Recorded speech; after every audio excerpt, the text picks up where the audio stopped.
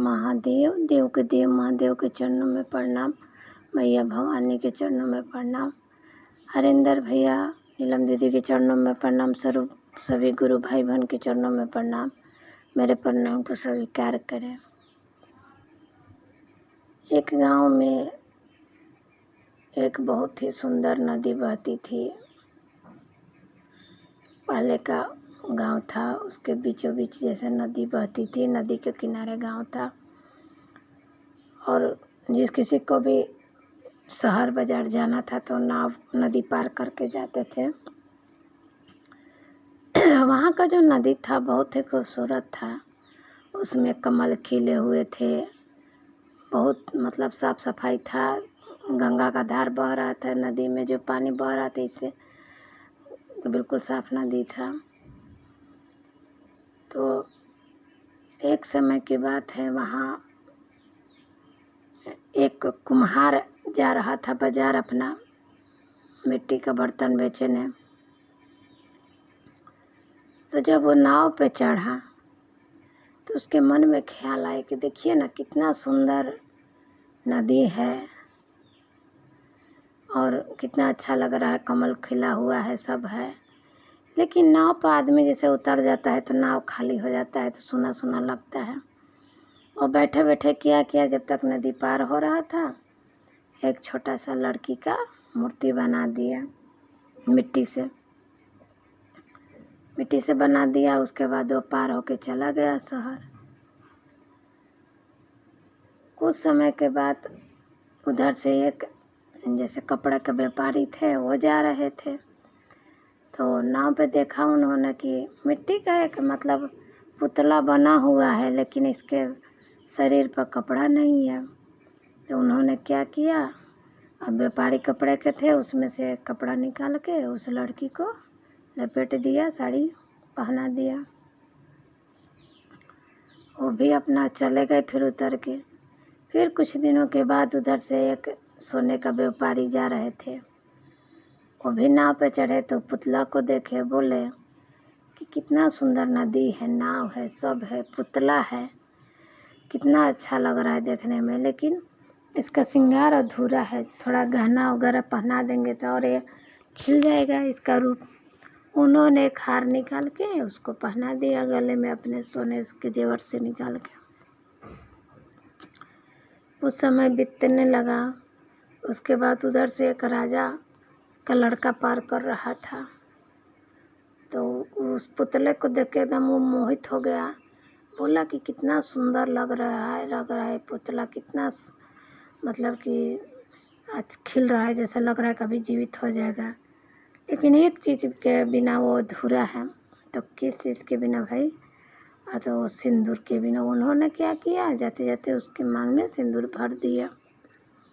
ऐसे ही करके अपना वो चारों चले गए।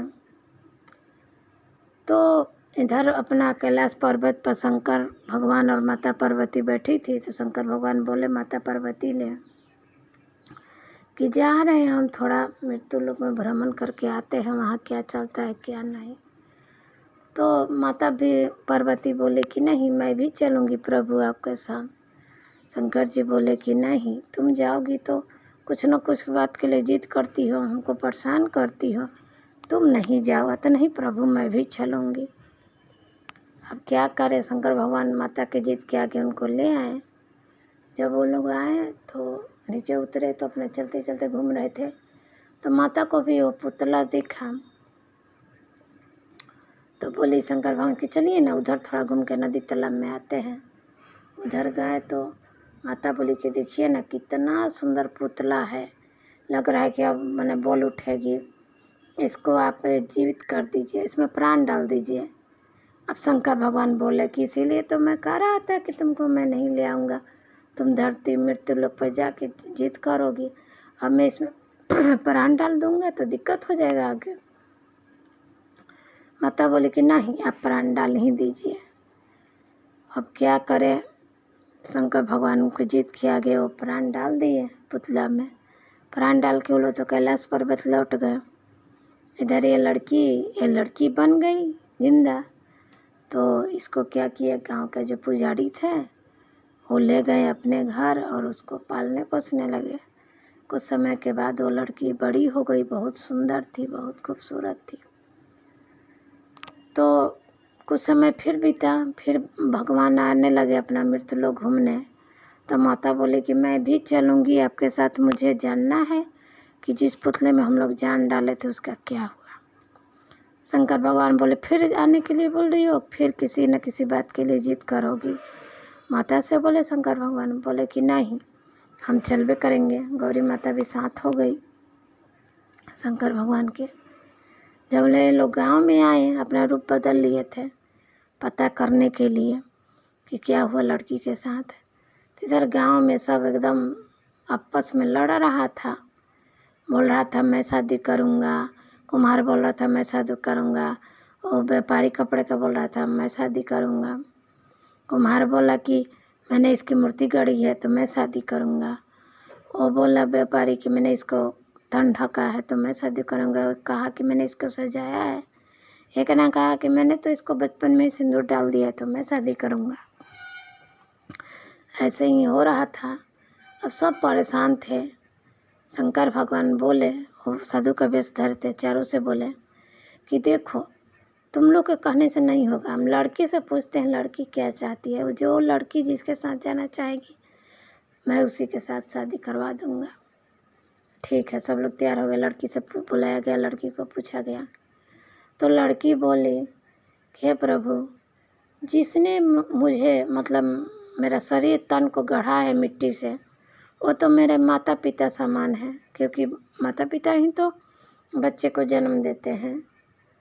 तो वो तो मेरे माता पिता हुए, उनसे मैं शादी नहीं करूँगी।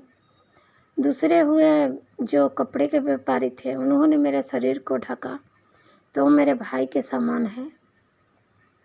जिन्होंने मुझे नंगा नहीं देखा गया, उन्होंने मेरे शरीर को ढक दिया तो मेरे भाई हुए, तो उनसे भी मैं शादी नहीं करूँगी। तीसरे जो व्यापारी थे, उन्होंने मेरे शरीर पर गहना श्रृंगार किया है, तो गहना श्रृंगार तो जैसे शादी के समय भैंसुर लोग चढ़ाते हैं ना, दूल्हे का बड़ा भाई वो चढ़ाते हैं, तो वो तो मेरे बड़े भैंसुर भाई के समान हुए। मैं उनसे भी शादी नहीं करूँगी। चौथा में है राजा का लड़का, उसने मेरे मांग में सिंदूर भरा है, तो सिंदूर तो पति ही भरता है, तो वही मेरे पति थे और हैं और वही रहेंगे। मैं उन्हीं से शादी करूँगी। सभी को बात समझ में आ गया और राजा के लड़के से वो लड़की का शादी हो गया धूमधाम से। वो अपने घर चली गई। तो हर हर महादेव, महादेव की लीला, महादेव की कृपा, महादेव जैसा चाहेंगे वैसा होगा। महादेव के बिना कुछ नहीं है। महादेव में जुड़िए, महादेव को गुरु बनाइए, सबका भला होगा। हर हर महादेव, हर हर